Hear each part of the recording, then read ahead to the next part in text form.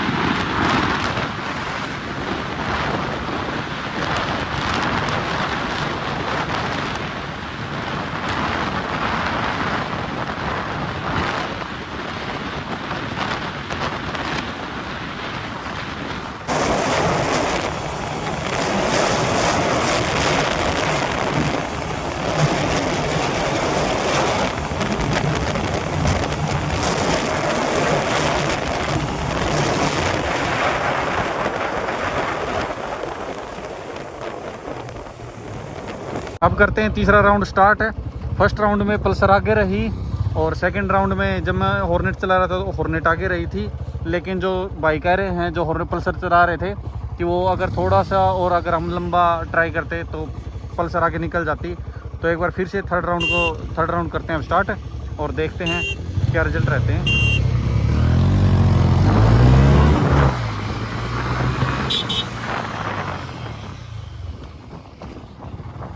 चल दोबारा करांगे एक बार अच्छे से गुनिया। चल तीसरे राउंड में मेरे को फ़ोन का पता नहीं चला, मेरा ध्यान फ़ोन की तरफ था, भाई ने स्टार्ट कर दिया था। तो इसलिए अब दोबारा करते हैं एक बार।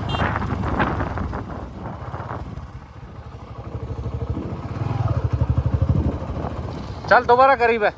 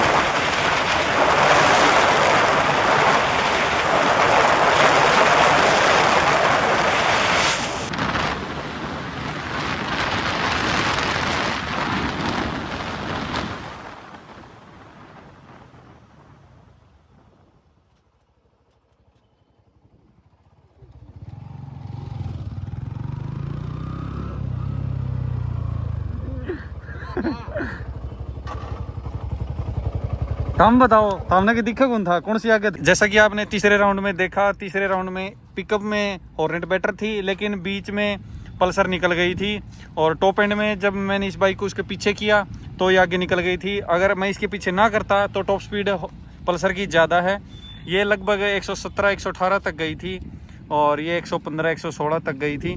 तो टॉप स्पीड में पल्सर बेटर है लेकिन पिकअप वाइज हॉर्नेट पल्सर के से काफ़ी बेटर है क्योंकि लाइट वेट है ना ये, इस वजह से इसका पिकअप काफ़ी बेटर है पल्सर के कंपेरिजन। तो चलिए करते हैं दोनों बाइकों का इन गियर एक्सेलरेशन टेस्ट। तीसरे गियर में 20 की स्पीड से स्टार्ट करते हैं और देखते हैं 50 तक कौन सी बाइक आगे रहती है। एक और पे ठीक है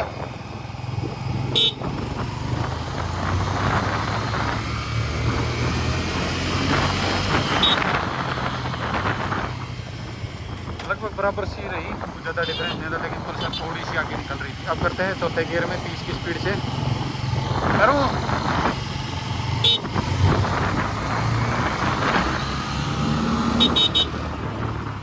चौथे गियर में उसका बैटर था, चौथा गियर था के चल पांचवा लगा ले। अब करते पांचवें गियर में,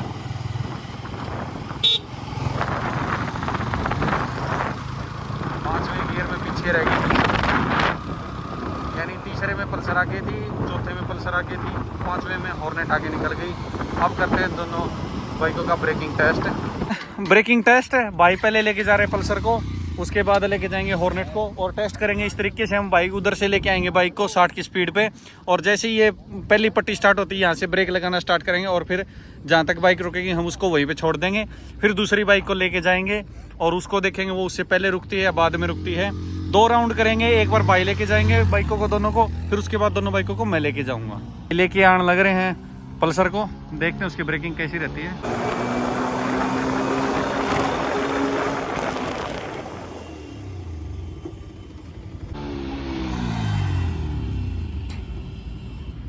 इसने तो काफ़ी ज़्यादा डिस्टेंस लिया है रुकने में। अब देखते हैं हॉर्नेट की ब्रेकिंग कैसी रहती है। अब भाई लेके जा रहे हैं हॉर्नेट को और देखते क्या रिजल्ट रहता है। अब आ रही है हॉर्नेट, देखते हैं उसकी ब्रेकिंग कैसी रहती है।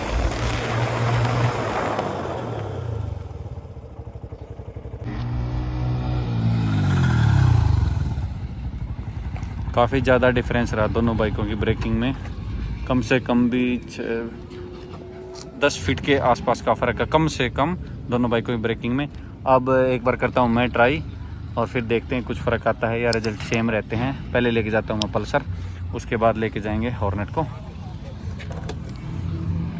करते हैं पल्सर का सेकंड राउंड ब्रेकिंग टेस्ट का।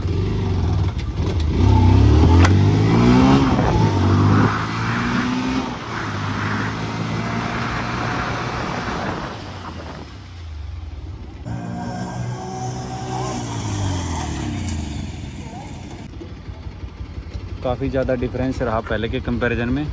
फर्स्ट राउंड में जहाँ पे हॉर्नेट रुकी थी उससे भी पहले रुकी है पल्सर।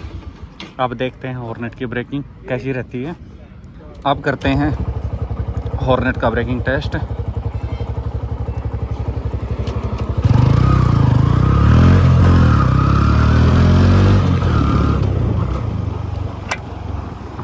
देखते हैं अब क्या रिजल्ट रहता है।